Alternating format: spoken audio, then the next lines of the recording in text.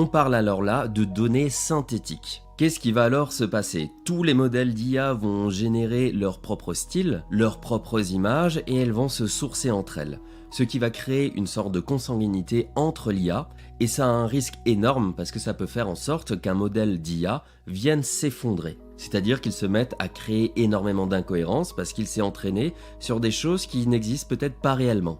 Je vous donne un exemple, si une intelligence artificielle se met à créer des données synthétiques où on voit justement les mains qui sont mal faites, on va voir par exemple 4 doigts au lieu de 5 doigts, et que toutes les autres IA commencent à se sourcer dessus, elles vont s'entraîner elles-mêmes et ensuite comprendre qu'un être humain a en réalité que 4 doigts au lieu de 5. Je simplifie bien entendu, mais c'est là tout le cœur du problème.